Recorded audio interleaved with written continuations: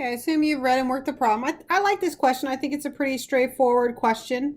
So what to do, there's a few tricks up the sleeve, but other than that, it's a very high scoring question, I think. Part A, find the limit. Okay, so when I do that, take the limit as x goes to 0, f of x plus 1 over sine x.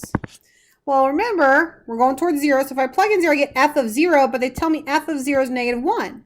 And negative 1 plus 1 is 0 over 0. We have an indeterminate form. So we have to use L'Hopital's rule. Remember to indicate over your equal sign that you are using L'Hopital's. Okay, so I get f prime of x over cosine x. So the bottom's good. We know we get 1 there. Then a lot of people get stuck here.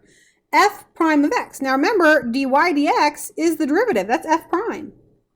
You know x is 0. Y is negative 1. So when I plug in negative 1, I'll get 1. 0 plus 2, I get 2. So my answer is 2. 2 points for part A.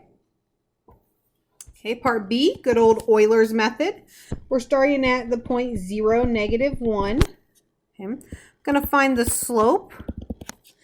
I know my change in x.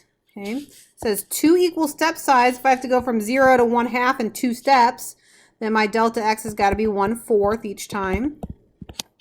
Then I'll find my delta y to get my new point. Okay, so plug in 0, negative 1. We just did that actually up there. We end up getting 2. Okay, now remember delta y is your dy dx times delta x. You end up getting 1/2. So x increased by 1/4. Y increases by 1/2. Now we do it again. So let's plug into my derivative here. Let's see, y squared.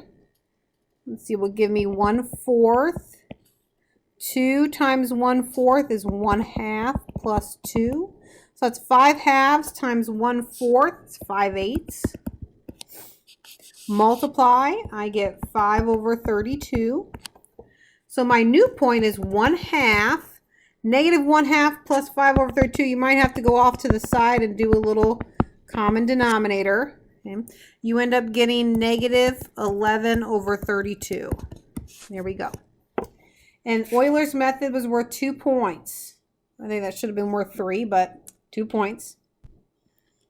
Okay, now the last one, find the particular solution. Remember when these are on here, when they ask you to do that, it's almost always separation of variables, and it's almost always worth a lot of points. In this case, it's worth 5. Okay, so I have dy dx was y squared 2x plus 2. And actually, there's a pretty easy separation of variables. So I'm going to divide by that y squared. So 2x plus 2 times dx. Integrate. Now remember, that's y to the negative 2. So when I take my antiderivative, I actually get negative 1 over y.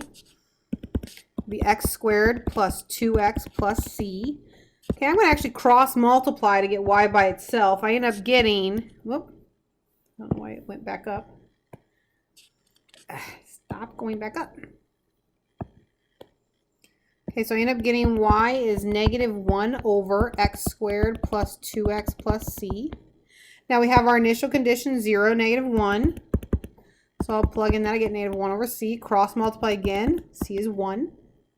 So I end up getting y is negative 1 over x squared plus 2x plus 1. Once again, 5 points. I think that was a pretty straightforward 5 points.